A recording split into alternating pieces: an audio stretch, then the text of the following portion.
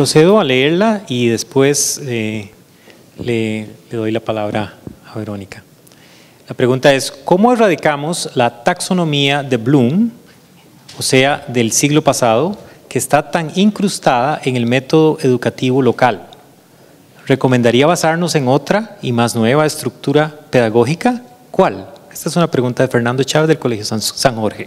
Leemos varias y vamos respondiendo, y así respondo Perfecto. En conjunto. Aquí tenemos otra pregunta que es, ¿cuál es el papel del administrador educativo en las competencias globales para el siglo XXI? Por favor, amplía el concepto de hacer visible el pensamiento. Muy bien.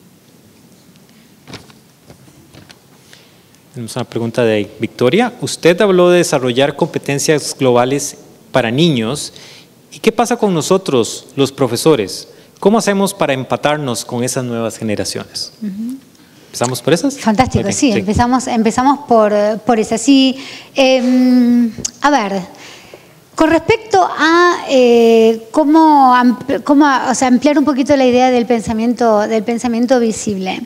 En el Proyecto Cero nosotros trabajamos mucho esta idea del pensamiento visible, es la idea de realmente poder tener prácticas pedagógicas que nos permitan permanentemente valorar y ver qué es lo que está en la cabeza de los chicos, por así decirlo, ¿no? Entonces, ¿qué utilizamos? Nosotros deberíamos tener acciones en post-its, porque utilizamos los post-its, esos los cuadraditos que se pegan permanentemente. Entonces, por ejemplo, en una sesión en donde se hace una lectura o se analiza una imagen, se pide a los chicos que trabajen con una rutina de pensamiento, por ejemplo, que dice qué es lo que está ocurriendo en esta imagen y qué te hace decir eso. Entonces los chicos en un post-it escriben qué es lo que piensan que está ocurriendo, en otro post-it qué es lo que te hace decir eso, y estos post-its se hacen visibles, se ponen en la pared, se ponen en una mesa y se organizan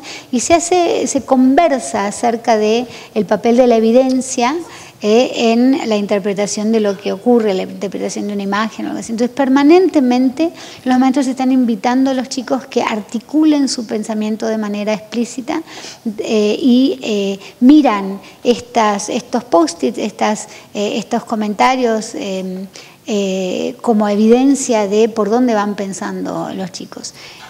Hay varios recursos en nuestro sitio sobre pensamiento visible en Harvard, en el sitio del Proyecto Cero, y van a encontrar ahí una cantidad enorme de herramientas para hacer este tipo de trabajo.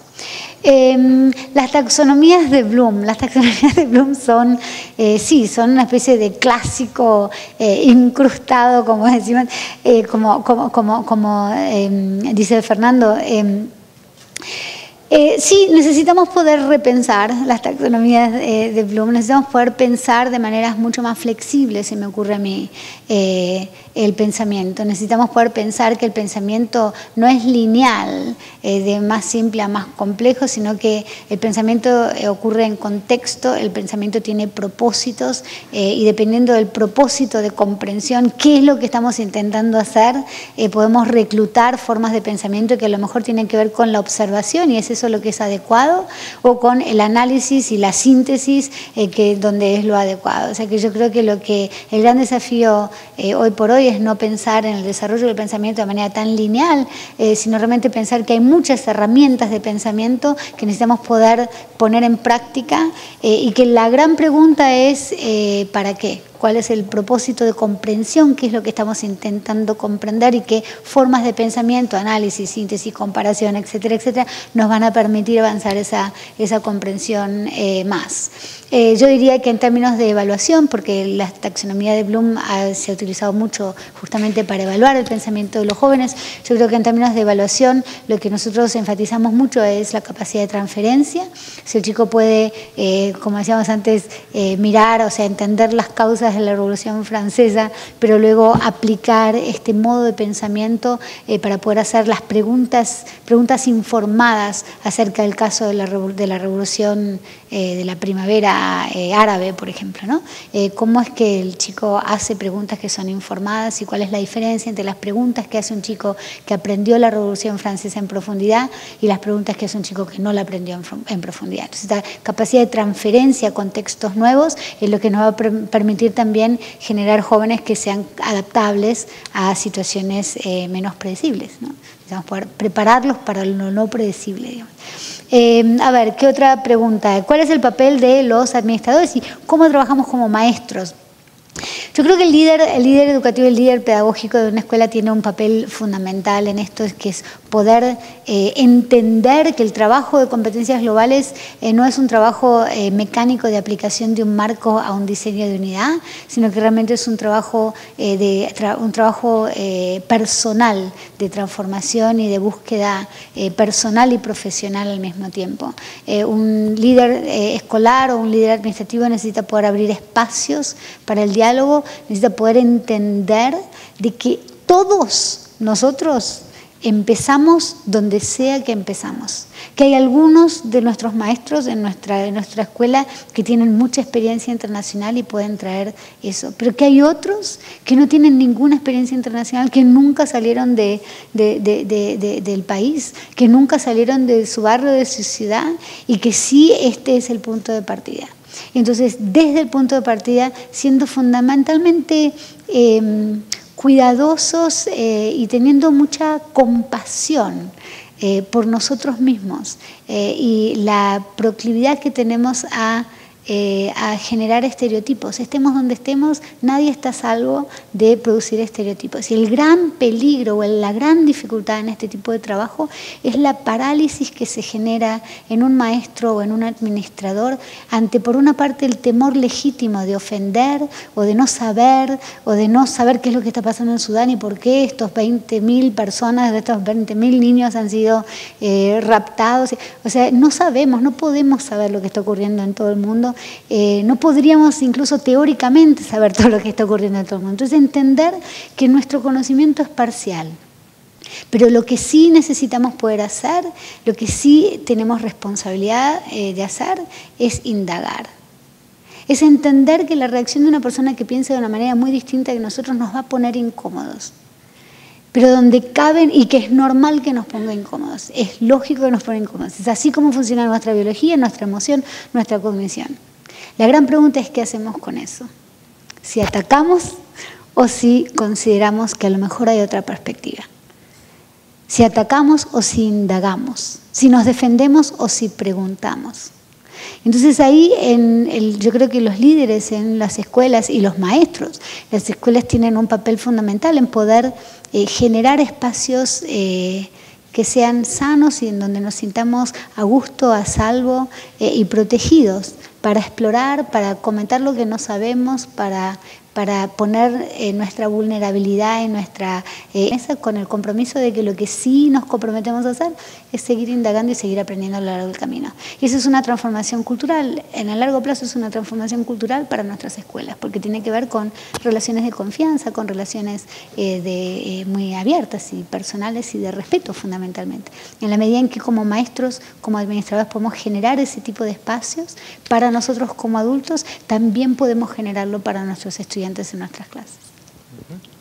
¿Tomamos algunas más? ¿Me vas a decir hasta que... tenemos una excelente colección de preguntas. Estamos muy complacidos de la respuesta de ustedes. Y por supuesto, lo que haremos es transcribir cada una de estas y vamos a preparar dentro del video de la conferencia una sección especializada donde están las preguntas. Entonces vamos a tratar de que Verónica nos responda todas las que pueda y las que no las transcribiremos, se las pasaremos a Verónica a ver si ella nos las responde después por algún medio. Por Twitter. Muy bien. Oh, en 140 caracteres, qué bien. Exacto. Muy bien. Vamos a leer las siguientes grupos de preguntas y las colocamos aquí para que Verónica nos ayude con sus respuestas. Esta es de Tomás de Camino. También existe una falsa perspectiva inversa en ciencia y tecnología los grandes descubrimientos son de científicos extranjeros y eso ven nuestros estudiantes. Piensan que no somos nosotros capaces de hacerlos. ¿Cómo cambiar esa perspectiva?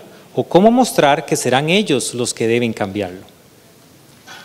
Qué linda pregunta. Esta es una pregunta de Florencia. ¿A cuál es brillante? ¿Cómo son las y los otros estudiantes? ¿Qué productos y síntesis generaron? ¿Fueron tan buenos?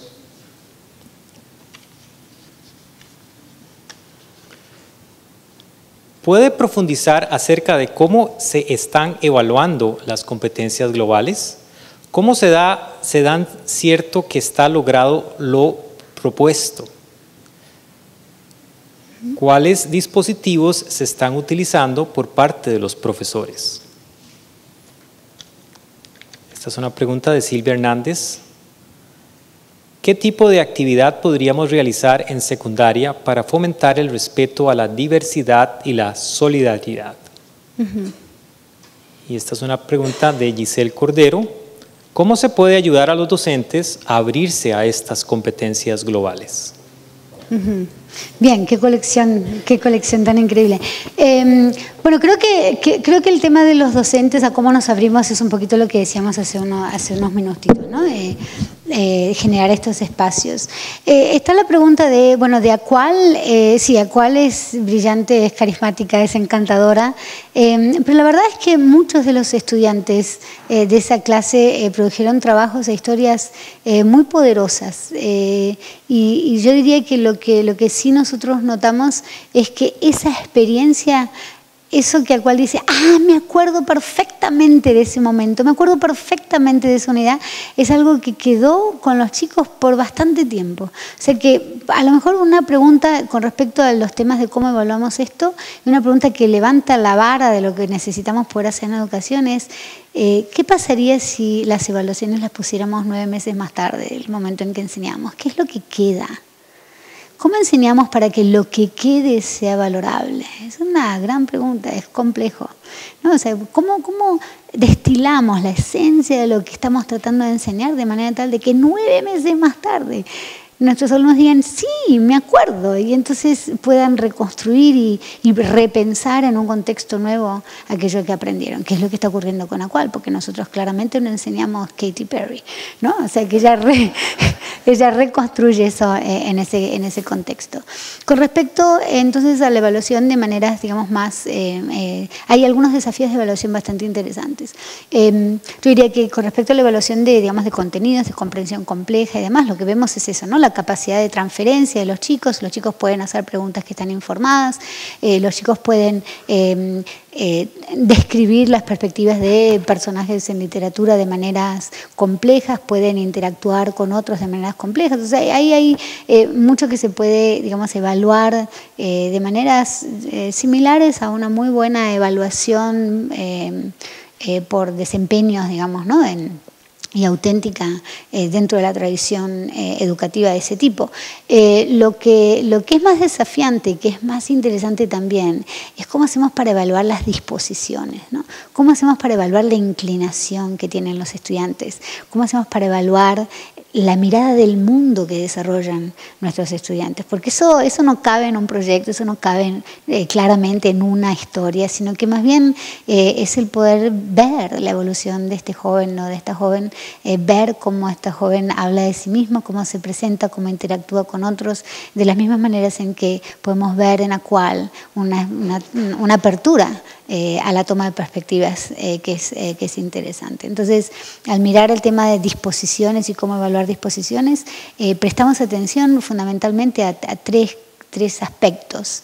Una es si los jóvenes ven en la vida cotidiana, si detectan en la vida cotidiana oportunidades para tomar perspectiva. Y lo vemos en ACUAL de una manera muy clara, ¿no? Ella ve la toma de perspectiva entre los agresores, entre sus pares, ve la toma de perspectiva en Katy Perry, ve la toma de perspectiva en distintos lugares. Estamos preparando a los chicos para que vean que lo que aprenden con nosotros está en el mundo y que es una manera de reinterpretar el mundo y poder ver en el mundo cosas que a lo mejor no hubieran visto antes. Eso es la evaluación, lo que nosotros llamamos de la sensibilidad con respecto a, en este caso, la toma de perspectivas. Pero luego, por supuesto, está la capacidad, puede la cual explicar o tomar perspectivas, ponerse en el lugar de otros, lo puede hacer. Y luego pensamos mucho en la inclinación. Es un hábito para cual tomar la perspectiva de otros. Lo hace permanentemente sin que nosotros le preguntemos. Y eso, por supuesto, requiere una evaluación o una mirada mucho más comprensiva, por así decir, del niño como ser humano, ¿no? O sea, en donde como maestros, como educadores, como padres, vemos el desarrollo de la persona y el desarrollo del cambio de mirada del mundo, como decía yo antes. Y eso es más difícil de captar en un examen o en una narrativa particular. Me encantó la pregunta de los científicos y cómo es que los premios Nobel terminan en el norte y cómo es, ¿no? cómo es que los descubrimientos son del norte. Y ahí yo creo, la verdad es que me da pie para comentar un tema que a mí en este momento me preocupa enormemente, y es lo siguiente: en las reformas educativas del mundo de hoy tenemos la suerte de poder aprender de distintos modelos, ver lo que está ocurriendo en distintas partes, porque así como decimos que la ciencia y la tecnología se desarrollan en el norte, también pareciera ser que los modelos educativos que funcionan están todos ubicados en el norte del planeta, ¿no? O sea, están en Finlandia, están o en Corea del Sur en este caso, pero ciertamente no parecieran estar ubicados en América Latina. Y yo creo que ahí tenemos un problema muy serio, porque me parece que a mi juicio, lo que hace Finlandia, y lo que hace Corea del Sur, y lo que hace Singapur, es que cada una de estas reformas se apoya en componentes culturales muy profundos. Singapur tiene una inversión en educación, una inversión de recurso humano que tiene pocos precedentes, y una inversión muy orientada hacia afuera, y una cosa bastante centralizada en la educación. Finlandia se apoya el modelo en una sociedad que tiene unos patrones de deliberación, unos patrones de equidad económica, digamos, distribución del ingreso, que tiene otras características que no son características similares a las nuestras, no son características similares a las de Estados Unidos, y por supuesto que hay mucho que aprender, muchísimo que aprender de estos casos.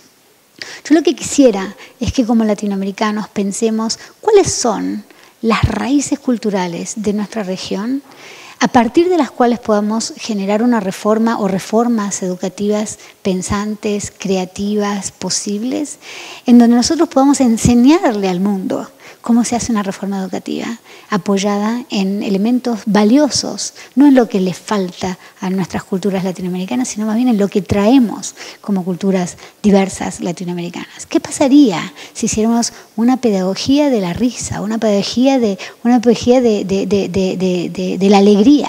¿Qué pasaría si inventáramos una pedagogía de la creatividad y de la manera en cómo resolvemos problemas teniendo pocos recursos? ¿Cómo hacemos para pensar en una pedagogía de las relaciones humanas? ¿Cómo hacemos para armar una reforma que realmente capitalice, que realmente se apoye de maneras fuertes en lo que nosotros podemos contribuir y podemos enseñarle al mundo, por así decirlo? Yo creo que eso también, si pensamos en la diversidad, si pensamos en un mundo, en una educación en términos globales, nosotros en América Latina tenemos quizás una responsabilidad de poder contar otra historia acerca de la educación, de la misma manera en que necesitamos poder contar otra historia acerca de nuestra creatividad en ciencia o en tecnología. Nosotros resolvemos problemas que nadie puede resolver. Pregúnteme cómo sobrevivimos en las crisis económicas de Argentina, una tras de la otra, y aún así seguimos como avanzando con redes sociales que nos permiten fortalecerse. O sea, hay mucho de resiliencia, hay mucho de supervivencia, hay mucho de creatividad, mucho de posibilidad, mucho de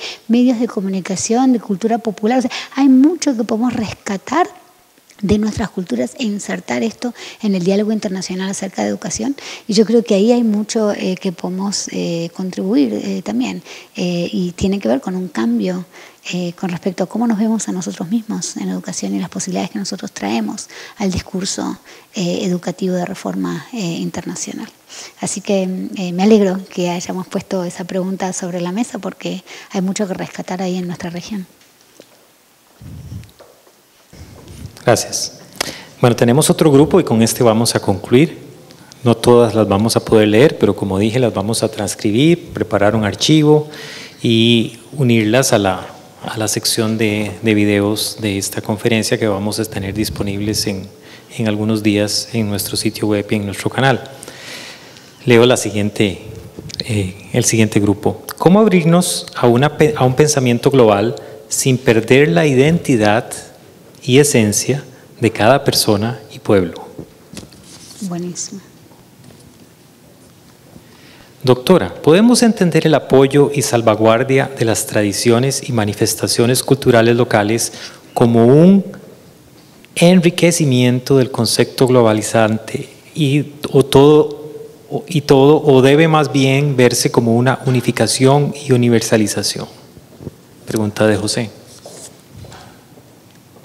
Esta también es de José Sánchez. ¿Se tiene estimado un tiempo para establecer un marco de referencia en los modelos educativos y la aplicación de estos principios?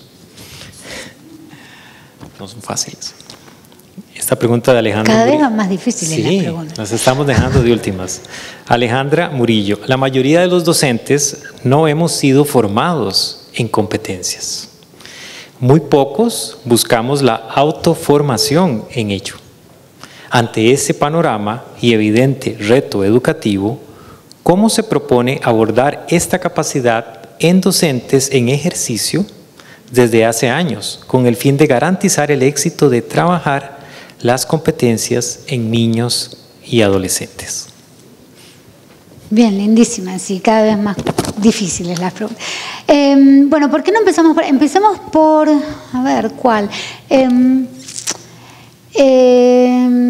¿Por qué no empezamos con esta cuestión de lo local y lo global? Porque yo creo que eso es realmente importante y a lo mejor la mejor manera de describirlo es con algo que compartía ayer con Estíbaliz y con Eduardo. Cuando yo empecé a trabajar en educación tenía 20 años y lo único que sabía era inglés, o sea que pudiera enseñar era inglés, entonces empecé como maestra de inglés. Pero tuve la suerte de empezar a enseñar inglés en Brasil con un programa desarrollado por una antropóloga canadiense que estaba apoyado en la idea de que uno aprende inglés en Brasil en este programa, no solamente para poder entender cómo es que se vive en el Buckingham Palace o cómo es que se vive en New York, sino para poder contar la historia propia de Brasil a un mundo amplio, más allá de Brasil. Que aprendemos inglés para poder contar nuestra propia historia de manera que otros la comprendan. A mí me parece que eso es muy importante como idea. Entonces el programa lo que hace es recoge las leyendas, las tradiciones culturales de distintas regiones de Brasil y los chicos aprenden inglés a partir de también de la comprensión de su propia cultura, ¿no? de sus propias tradiciones. Yo creo que eso es muy muy importante porque el proceso de globalización puede moverse y se mueve al mismo tiempo en dos direcciones. La dirección de homogeneización, que sería una gran pérdida de la riqueza de la diversidad y la cultura, o la dirección de el choque de culturas, el choque, las resistencias, la falta de comprensión mutua. Yo creo que nosotros en educación tenemos ese rol que cumplir de poder preservar el espacio que nos permite a los jóvenes y nos permite a nosotros mismos entender y valorar las culturas propias, las tradiciones propias y más, y ponerlas en diálogo con culturas y tradiciones de otros lugares. Yo creo que la globalización puede ser un proceso sano o puede ser un proceso no sano. Un proceso sano recupera estas realidades locales y las pone en diálogo entre sí o con otras y con fuerzas o factores globales más amplios. ¿Cómo hacemos? A ver, otra pregunta que...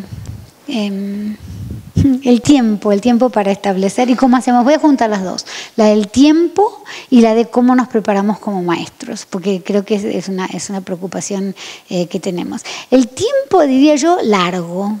O sea, aprender esto lleva tiempo, porque tiene que ver con transformaciones nuestras como personas.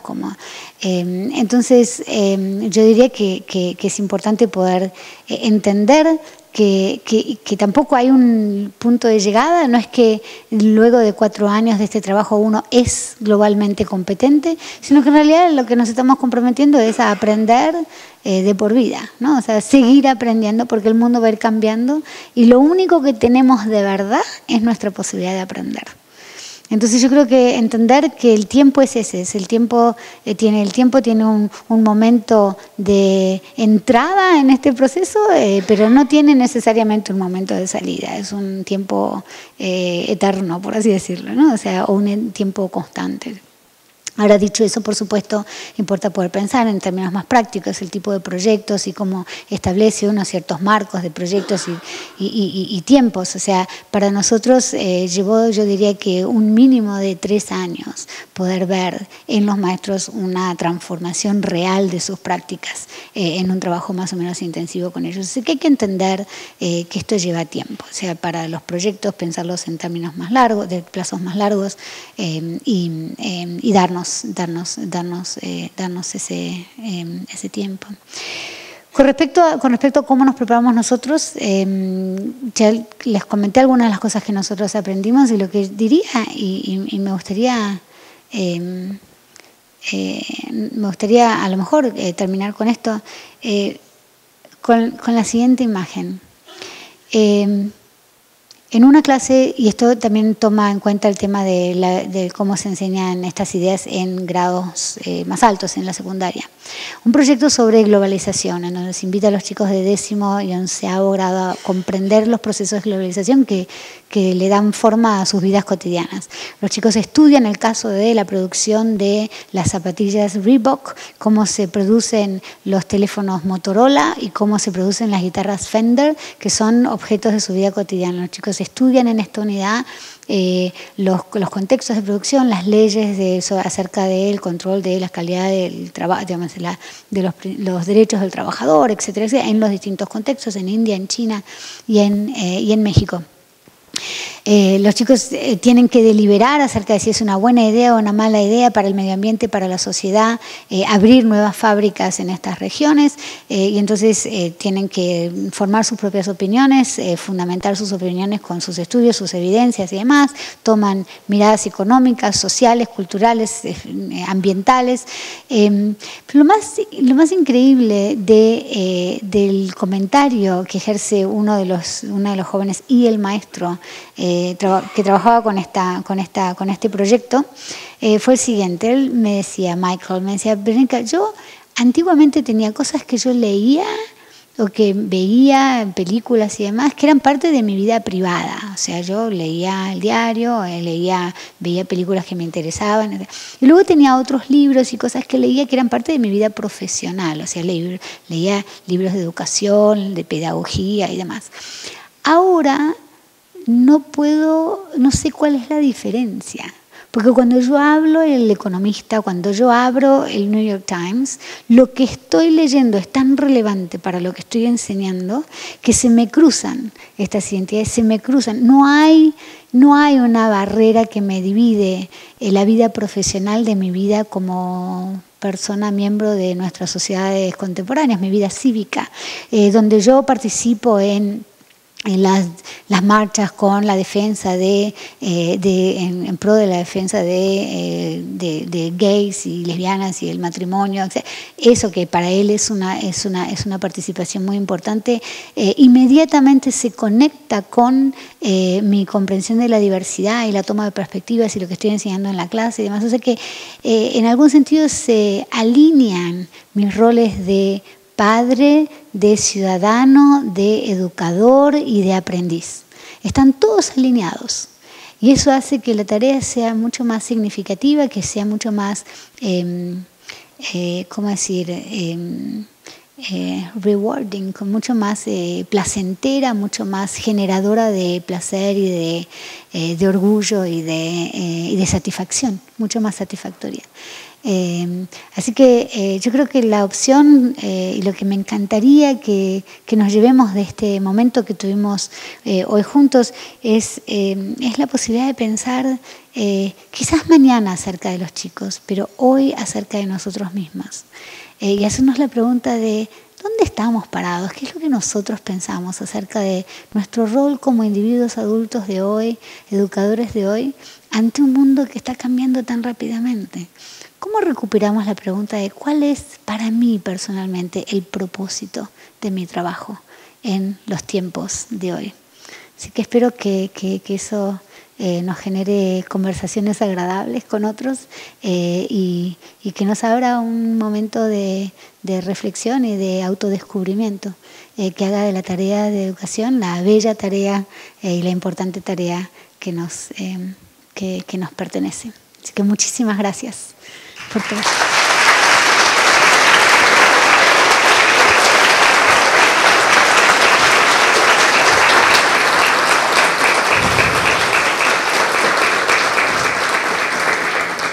Muchísimas gracias, Verónica, por esta fantástica conferencia. La Fundación Omar Dengo quiere formalmente agradecer a los socios que nos permitieron realizar esta actividad, la Fundación Cruza, el Grupo Garnier, el Hotel Boutique Jade, el restaurante Jürgens y, por supuesto, la doctora Verónica Bois Mancilla y la Escuela de Posgrado en Educación de la Universidad de Harvard a través del Proyecto Zero, que nos la prestaron para que viniera a Costa Rica a la conferencia anual 2015 y que, como lo anunciaba la doctora Muñoz, continuará su trabajo mañana en un taller para 50 docentes, administradores educativos de Costa Rica que pudieron inscribirse en el curso que anunciamos y que esperamos que sea tan exitoso como la actividad de esta tarde-noche.